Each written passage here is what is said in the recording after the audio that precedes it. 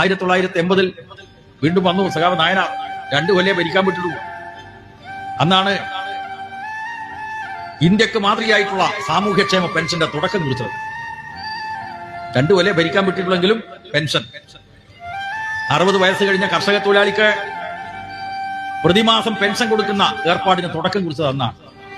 അന്ന് എത്രയായിരുന്നു പെൻഷൻ? 45 റുപ്യ. നോക്കണം നിങ്ങൾ, ഒരു ദിവസം 1.5 റുപ്യ അല്ലേ? അന്ന് ഈ കോൺഗ്രസ്സുകാരെന്താ പറഞ്ഞത്? അയ്യോ, സർക്കാർ ഖജാനാവിൽ നിന്നുള്ള പെൻഷൻ ആർക്കാണ്? അത് തൂമ്പാ പണിയെടുത്തിട്ടുള്ള ആളുകൾക്കാണോ കൊടുക്കേണ്ടത്? സർക്കാർ ഉദ്യോഗസ്ഥന്മാർക്കും അധ്യാപകന്മാർക്കും മാത്രമാണ് പെൻഷൻ അർഹതയുള്ളത്. ഖജാനാവ് കാലിയാക്കുന്ന ഈ ഏർപ്പാടാണ്. എന്ന് മാത്രമല്ല, സാമ്പത്തിക ശാസ്ത്രത്തിന്റെ മാനദണ്ഡം അനുസരിച്ച് ഈ പാവപ്പെട്ടവർക്ക് സർക്കാരിന്റെ ഖജാനാവിൽ നിന്ന് പെൻഷൻ കൊടുക്കുന്നത് പ്രത്യുൽപാദനപരമല്ലാത്തതാണ് എന്ന് കോൺഗ്രസ് കുറ്റപ്പെടും.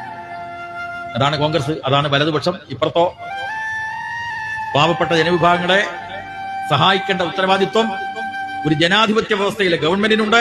ആ ഉത്തരവാദിത്വം നിർവഹിക്കും എന്ന് ഉറച്ചു പ്രഖ്യാപിച്ചു സഖാവ് നായനാർ. ഇന്നിപ്പോ ആ സാമൂഹ്യക്ഷേമ പെൻഷൻ എത്രയായി വർദ്ധിപ്പിച്ചു?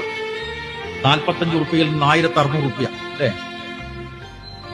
ഇതാണ് കമ്മ്യൂണിസ്റ്റുകാരുടെ വേറിട്ട നടപടികൾ, നിലപാടുകൾ, നയങ്ങൾ.